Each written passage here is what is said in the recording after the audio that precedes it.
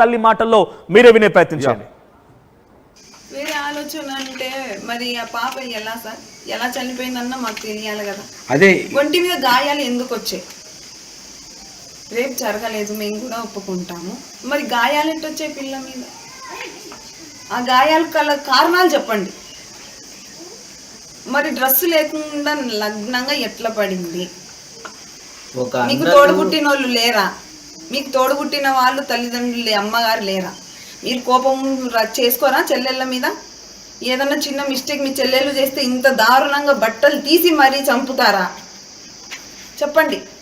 మేము అలాగే చేసుకుంటాము, మా ఇళ్ళలో ఇట్లా పద్ధతి ఉంది కాబట్టి మీరు కూడా అట్నే చేశామని మాట్లాడతారా? మాట్లాడండి. కానీ దేవుడు అనేవాడు ఒకడు ఉంటాడు, నిజాలు తెలుస్తాయి. నా కూతురు ఎంత దుర్మార్గం, ఎంత దయనీయ పరిస్థితుల్లో చూసుకున్నామో మాకు తెలుసు. అలాంటి పరిస్థితే మేమే మాటలు పడుతున్నాం, మేమే మా పిల్లని చంపుకున్నామంటారు. మా పిల్లను మేము ఎక్కడో గండికోటకు తీసుకుపోయి 10 మంది నగ్నంగా అంత చెప్పుకోవాల్సిన అవసరం లేదు, ఇంట్లోనే చేసుకునే వాళ్ళు. ఇంకేంటో న్యాయం చెప్పండి మీరు. మేము మాట్లాడింది వెయ్యండి, వేరేది ఎందుకు వేస్తున్నారు? మా బాధ చెప్పుకునేది మాకు న్యాయం జరగడం కోసమే కదా మేము మీకు చెప్పుకునేది. మరి న్యాయం జరగకపోగా మేమే దోషులమా? అన్నానా? చెల్లెళ్ళు ఎంక్వైరీ కోసం వెళ్ళి చూసుకునేందుకు అన్న చెల్లెల్ని చంపుతాడా?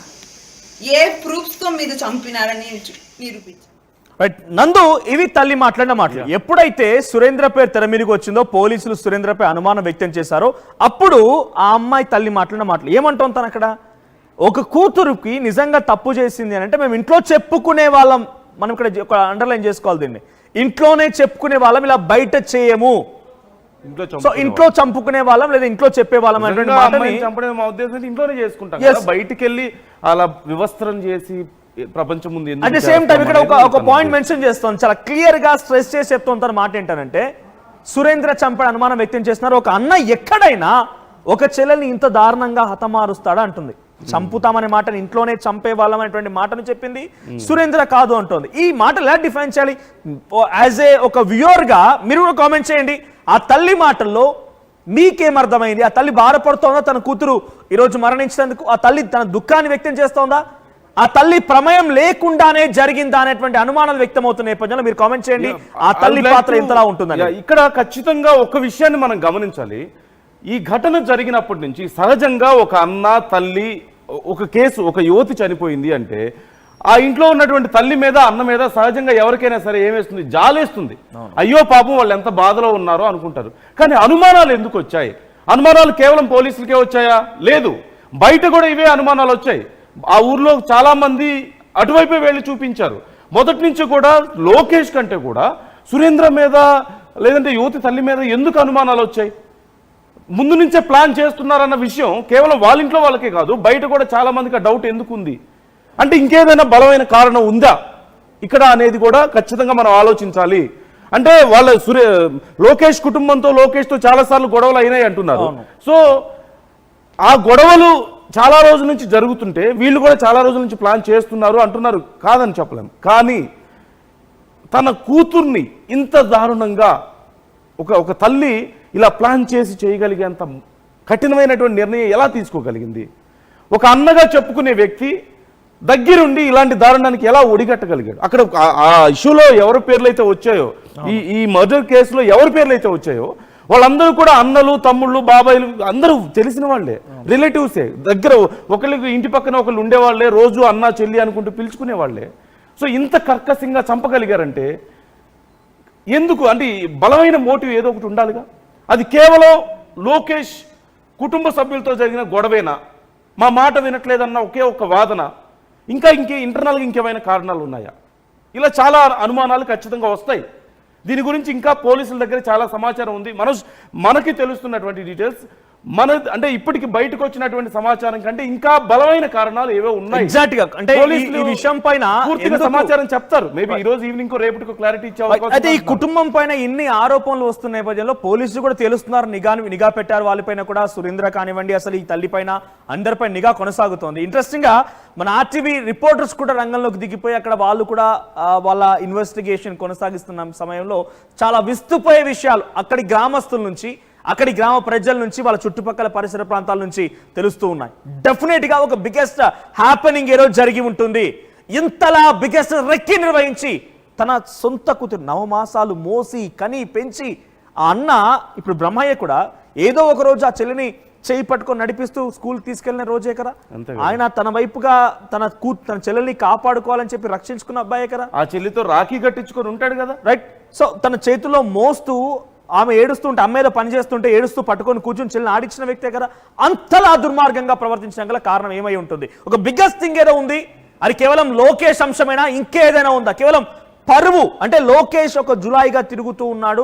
సో లోకేష్ ని ప్రేమించి ఇలా బయట తిరగడం మూలంగా మా పరువు పోతుందని భావించే వరకే మాత్రమే ఉందా? డెఫినెట్ గా అక్కడి వరకే ఉంటే ఎందుకు వివస్త్రంగా చేసి ఇంత దారుణాతి దారుణంగా హతమారుస్తారు? ఖచ్చితంగా మనోజ్, సహజంగా అంత బలమైన దెబ్బలు కొట్టేటప్పుడు అలాంటి ఒక పరిస్థితుల్లో సహజంగా ఇంకెవరైనా ఆ పని చేస్తే ఆ యూత్కి పెయిన్ ఉండేదేమో, నొప్పి, శారీరకంగా చాలా భయంకరమైన నొప్పి, లోపల కిడ్నీలు డ్యామేజ్ అయ్యేంత నొప్పి, లివర్ డ్యామేజ్ కమిలిపోయేంత నొప్పి. ఒక్క విషయం నేను చెప్పాలనుకునేది ఏంటంటే, బయట ఇంకెవరైనా వ్యక్తులు దొంగతనం చేస్తేనో లేదంటేనేమో తనని తీసుకెళ్లి ఏదన్నా బలాత్కారం చేయబోతేనో లేదంటే ఇంకేదన్నా కారణంతో తన మీద అలాంటి ప్రయత్నం చేస్తే తనకి పెయిన్ ఉండేది. కానీ ఖచ్చితంగా వీళ్ళ చేతుల్లో అలాంటి పరిస్థితుల్లో తను ఖచ్చితంగా కేవలం ఫిజికల్గా వచ్చే పెయిన్ కాదు, మానసికంగా ఎంత కృంగి ఆ పెయిన్ ఎక్కువ ఉంటుంది కదా. అంటే సొంత బావలో అన్నలో బాబాయ్లో వచ్చి తన మీద అంత దౌర్జన్యంగా వ్యవహరిస్తుంటే తను మానసికంగా ఎంత పెయిన్ అనుభవించి ఉంటుందో కదా. అంటే we're talking about physical pain. అంటే లివర్ డ్యామేజ్ అయింది, కిడ్నీలు డ్యామేజ్ అయినాయి, మనకు బాడీ అంతా దెబ్బలు తగిలి అని మనం మాట్లాడుకుంటున్నాం కదా. కానీ సొంత కుటుంబ సభ్యులే ఇలాంటి ఒక ఘాతుకాన్ని కొడిగట్టి తనను వివస్త్రం చేసో తన ఒంటి మీద ఇంత బలమైన దెబ్బలు కొడుతుంటే చిన్నప్పటి నుంచి అన్న బాబాయ్ అని పిలిచినటువంటి కుటుంబ సభ్యులే, అది కదా అసలైన నొప్పి. చావు కంటే భయంకరమైన నొప్పి కదా అది మనోజ్. అంటే ఇక్కడ వాళ్ళ మైండ్ సెట్ కూడా ఆలోచించాలి. ఎంత దారుణంగానంటే తను డెఫినెట్ గా అక్కడైతే దాడి చేసేవాళ్ళు కాదు. మనం మాట్లాడుకుందాం. బిఫోర్ దాట్ ఒకసారి ఆ మైనర్ బాలిక తండ్రి కూడా మాట్లాడుకొచ్చారు. ఇప్పుడు తల్లి మాట్లాడుతున్నారు కదా, ఒకసారి మీరు మళ్ళీ ఆ తండ్రి మాట కూడా వినండి. ఆ తండ్రి ఏం మాట్లాడాడో చూడండి. మీ కామెంట్స్ నేను చదువుతాను, మీ కామెంట్స్ బికాజ్ ఎందుకు ఇక్కడ మెన్షన్ చేయాల్సి వస్తున్నానంటే ఇక్కడ అన్ని వేళ్ళు కూడా కుటుంబం వైపే చూపిస్తూ ఉన్నాయి. మీ అనుమానాలన్నీ కూడా కుటుంబం వైపుగానే ఉన్నాయి. బ్రహ్మయ్య కొండయ్య ఆల్రెడీ వాళ్ళ కన్ఫెషన్ లో వాళ్ళు యాక్సెప్ట్ చేసినట్టుగా సమాచారం అంతోంది, వాళ్ళు దాదాపుగా ఒప్పుకున్నట్టుగానే తెలుస్తోంది. కాబట్టి ఆ కుటుంబంలో తల్లి పాత్ర ఎంత, తండ్రి పాత్ర ఎంత అనేటువంటి అనుమానాలు సాగుతున్న నేపథ్యంలో మీరు వాళ్ళ మాటలు విని మీ అభిప్రాయం కామెంట్ చేయండి. ఒకసారి తండ్రి ఏం మాట్లాడాడో చూద్దాం. పాపను పోగొట్టుకొని మేము ఒక సిఐ ఒక ఎస్ఐని ఎంటముడి పెట్టుకొని తెల్లవార్డులు ఉండి గండికోటలో మొత్తం అన్నీ చూసి వాళ్ళ వెనకముండి సీసీ ఫుటేజ్లు మొత్తం A to Z అన్నీ చూసుకొని వాళ్ళ వెనకముడి ఉంటే ఇప్పుడు నేను మా సురేంద్ర మేము చేసినామని మా మీద నిందలు వేస్తున్నారు. ఏ రిపోర్ట్లు రాలేదు, ఏమీ లేదు. నన్ను మా తమ్ముడిని మేమే చంపినామని చెప్తున్నారు. అది చాలా తప్పు. నేను ఆడిపోవాలనే పోతా, డిఐజీ కాడికి అయినా పోతా, ఎస్పీ కాడికైనా పోతా, పోవడం బట్టి అయినా చంద్రబాబు నాయుడు సార్ కాడికైనా పోతా. నాతో ఇంట్రెస్టింగ్ వాళ్ళ క్వశ్చన్ కూడా ఒకసారి మనం కేవలం ఆ మైనర్ బాలిక తండ్రి ప్లేస్లో ఉండి ఆలోచిస్తే ఆయన ఏం చెప్తున్నాడు? మేము చేయనటువంటి తప్పుని మేమే చేశామని కరాకచ్చిగా అందరూ చెప్తూ ఉన్నారు, నేను సురేంద్ర చేశామని చెప్తూ ఉన్నారని చెప్పి ఆ తండ్రి చెప్తున్నాడు. మరి కాదు అనడానికి పోలీసుల దగ్గరికి వెళ్ళి నేను ఇక్కడ ఉన్నాను, ఇలా జరిగింది అని చెప్పడానికి ఇక్కడ ప్రూవ్ చేసుకునే ప్రయత్నం ఏం చేయట్లేదే. సో పోలీసులు అఫీషియల్ గా వీళ్ళని అనౌన్స్ చేయడం లేదు. అంటే నాకు ఇంకొక డౌట్ మనోజ్, తల్లికి తెలిసి ఇది జరిగింది అంటున్నారు, బట్ తండ్రికి కూడా తెలిసి జరిగింది అంటారా? నాకెందుకో కొంచెం డౌట్ వస్తుంది.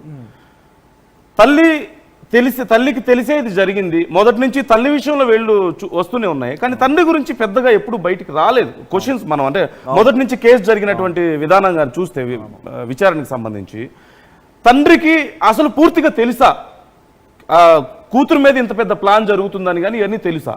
ఒకవేళ తండ్రికి కూడా ఏమో మనకు తెలియదు, తెలిసి ఉండొచ్చు, తెలియకపోయి ఉండొచ్చు, కానీ తల్లి మీదనే ఎందుకని ఇంత బలమైనటువంటి అనుమానాలు వస్తున్నాయి అనేది ఇక్కడ చాలా కీలకం. సురేంద్ర తల్లి వీళ్ళిద్దరి పేర్లు ఎక్కువగా ఎందుకు వచ్చినాయి బయటికి? Something is very big. కేవలం లోకేష్ తో తను ప్రేమ వ్యవహారం కొనసాగిస్తుంది అని చెప్పేటువంటి కారణంతో పాటుగా ఇంకా ఏదో చాలా బలమైనటువంటి ఒక ఆధారం ఉంటుంది అనేది మాత్రం డెఫినెట్ గా అనుమానం ఉంది. సో ఇక్కడ నందు చెప్తున్న పాయింట్ నిజమే. కొన్ని సందర్భాలు నందు ఎగ్జాంపుల్ మనం టేకింగ్ ఒక ఉదాహరణ తీసుకుంటే, ఒక ఎమోషనల్ యాంగిల్లో హ్యూమన్ యాంగిల్లో తీసుకుంటే, తల్లి 9 మాసాలు మోసి కని పెంచింది కాబట్టి డెఫినెట్గా మనం ఒక సామెత వింటూ ఉంటాం, కాకి పిల్ల కాకి ముద్దని చెప్పి. తప్పు చేసినా ఉప్పు చేసినా ఆ బిడ్డని వెనకేసుకొచ్చే తల్లి మాత్రం. కొన్ని సందర్భాల్లో తండ్రి అయినా కూడా వారిస్తాడు, వార్నింగ్ ఇస్తాడు, కొన్ని రెండు చేతులు ఒకసారిగా కొట్టినా ఆశ్చర్యపోవాల్సిన పని లేదు. కానీ తల్లి మాత్రం ఎప్పుడూ తప్పు చేయదు. ఇక్కడ మనకి ఇక్కడ ఏం కనిపిస్తుంది అంటే తల్లే తప్పు చేసిన అనుమానం. మీరు ఒక పాయింట్ రేజ్ చేశారు, తండ్రికి తెలిసే ఉంటుందా అనేది బయట బేసిక్ మనం చూస్తే వివరించవచ్చు, కానీ ఇక్కడ ఈ తండ్రి తెలుసా లేదని మనం డెఫినెట్ మాట అంటున్నానంటే మొదటి నుంచి కూడా సురేంద్ర ఇన్వాల్వ్మెంట్ ఉందనో తల్లి ఇన్వాల్వ్మెంట్ ఉందనో వచ్చింది, అక్కడికి వెళ్ళింది కూడా తల్లి సురేంద్ర వీళ్ళే వచ్చారు తప్పితే ఈ సీన్ లో ఎక్కడ కూడా తండ్రికి సంబంధించినటువంటి ప్రశ్నలు కానీ తండ్రి ఇన్వాల్వ్మెంట్ కి సంబంధించిన విషయాలు కానీ ఎక్కడ ఎప్పుడూ చర్చకి రాలేదు. తల్లి పక్కన ఆయన నిలబడి ఉన్నారు ఇప్పుడు అక్కడ ఆ వీడియోలో కూడా. ముందు ఆవిడ మాట్లాడిన తర్వాత ఆయన కూడా ఏదో యాడ్ ఆన్ చేశారు. సో అసలు ఆయనకి తెలుసా లేదా అనేది మనం ఖచ్చితంగా అప్పుడే ఏమి నిర్ధారణకు రాలేము. మేబీ ఇటువైపే ఏమన్నా ప్లాన్ జరిగింది ఇంతవరకే అనేది కూడా మనం చెప్పలేం. జస్ట్ ఇవన్నీ కూడా ప్రస్తుతానికి అంచనాలు, ఊహాగానాలే తప్పితే పూర్తిగా మనం నిర్ధారించాలి పోలీసులు. బట్ కానీ ఒకటి, పోలీసులకు మాత్రం ఆల్రెడీ క్లారిటీ వచ్చింది అంటున్నారు, పూర్తి స్థాయిలో క్లారిటీ వచ్చింది. మేబీ ఈ రోజు ఈవినింగ్ కి ఏదైనా ప్రెస్ మీట్ పెట్టే అవకాశం ఉందని కూడా చెప్తున్నారు. కానీ ఒకటి వన్ థింగ్ అయితే క్లియర్, ఇక్కడ మన కిషోర్ కూడా లైన్ లో తీసుకున్నాం. Before that something is very big fishy. కేవలం లోకేష్ తో తన ప్రేమ వ్యవహారం కొనసాగిస్తున్నందుకే అవసరమైతే రూమ్ లో వేసి లాక్ చేయొచ్చు. తల్లి ఏం చెప్తోంది, ఇంట్లో కూడా చంపొచ్చు, బయట ఎందుకు చంపామనేటువంటి మాట మాట్లాడుతుంది ఆవిడ. సో మరి ఆ తల్లి మాటలో అర్థం ఏంటి అంటే చంపడం కామన్ గానే ఉంది, ఇంట్లో చంపేస్తున్నాం కానీ బయట ఎందుకు తీసుకెళ్తామన్నట్టుగా కనబడుతుంది అన్న మాటల్లో. కానీ కేవలం ఈ లోకేష్ తో ప్రేమ వ్యవహారం ఒకటే కారణంగా ఉందా, ఇంకేదైనా ఉందా అంటే సంథింగ్ ఏదో బిగ్గెస్ట్ ఫిషీగా ఉండే అవకాశం ఉంది. చూద్దాం దాన్ని కూడా పోలీసులు ఎలా బయట పెడతారేంటి అనేది.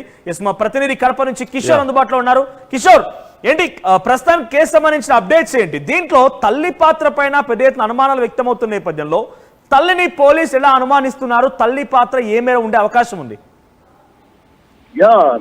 ఏదైతే విద్యార్థిని మర్డర్ కేసులో అటు కీలక మలుపే తిరిగిందని చెప్పాలి. అయితే తల్లి పాత్ర ఏంటన్నటువంటి విషయం పైన కూడా అటు పోలీసులు పూర్తి స్థాయిలో దర్యాప్తు కొనసాగుతున్నారు.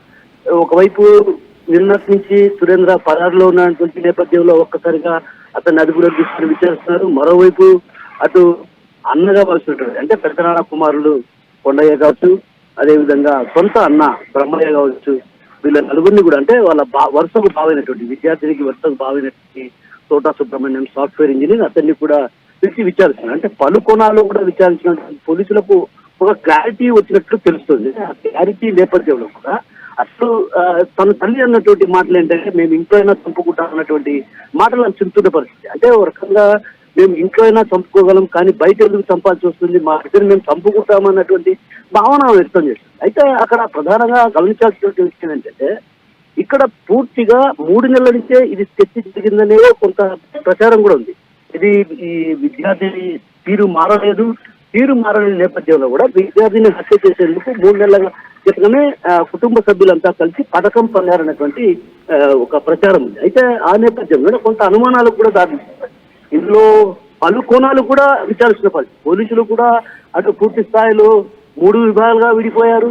3 విభాగాలుగా విడిపోయి పూర్తి స్థాయిలో విచారణ కొనసాగారు. అంటే ఒకవైపు ఆస్తికి సంబంధించిన వ్యవహారాలు కావచ్చు, మరోవైపు సాంకేతిక పరిజ్ఞానాన్ని ఉపయోగించి విచారించిన పరిస్థితి, మరోవైపు ఏదైతే స్పెషల్ టీం అంటే ఎవరైతే అనుమానితులు ఉన్నారో వారిని విచారిస్తున్నారు. అంటే ఈ క్రమంలో తల్లి పాత్ర కూడా ఇందులో ఉందన్నటువంటి అనుమానాలు కూడా లేకపోలేదు. ఎందుకంటే తల్లి పాత్ర ఇక్కడ ప్రధానంగా ఏంటి సురేంద్ర చెప్తున్నటువంటి మాటలు మనకిచ్చిన ఇంటర్వ్యూలో కూడా ప్రధానంగా నేను చెప్పిందే వేదం, నేను ఇంట్లో ఏది చెప్తే అదే మాట మీద కట్టుబడి ఉంటారన్న మాట ఆర్టీవీకి ప్రధానంగా ఎక్స్క్లూజివ్గా ఆ రోజు ఇచ్చిన ఇంటర్వ్యూలో కూడా తను చెప్పడం జరిగింది. అంటే దీన్ని బట్టి చూస్తే కుటుంబ సభ్యులంతా కలిసి ఒక రకంగా ఈ ప్లాన్ చేశారనేది కొంత అనుమానాలు దారితీసిన పరిస్థితి ప్రధానంగా. కాబట్టి ఆ దిశగా కూడా అటు పోలీసులు దర్యాప్తు చేస్తున్నారు.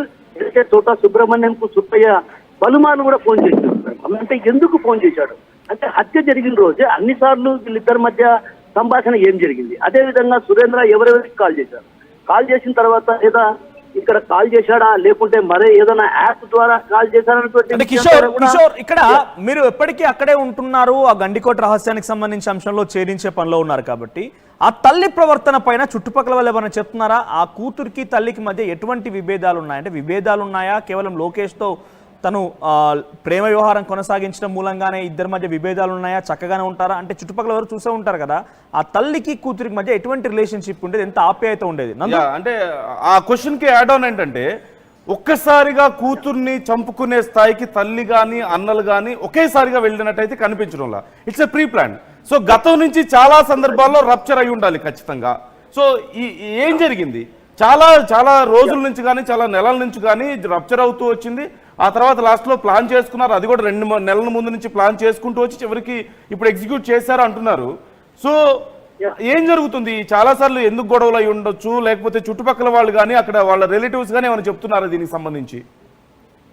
నందు, ఖచ్చితంగా ఇందులో ఏదో కొంత కుటుంబంలో కొంత కలత చెందినటువంటి విషయం అయితే ఉంది. అయితే కలత చెందిన విషయం మరి ఇతర కారణాలు తెలియదు కానీ తల్లికి కూతురికి మధ్య కూడా కొంత గ్యాప్ ఉందన్నటువంటి అనుమానాలు కూడా బలంగా దాస్తుంది. ఎందుకంటే ఇక్కడ కొంత ఏదో జరిగింది, ఆ జరిగినటువంటి పరిణామాలు ఏంటన్నటువంటి విషయం పైన కూడా అసలు లోతుగా పోలీసులు దర్యాప్తు చేస్తున్నారు.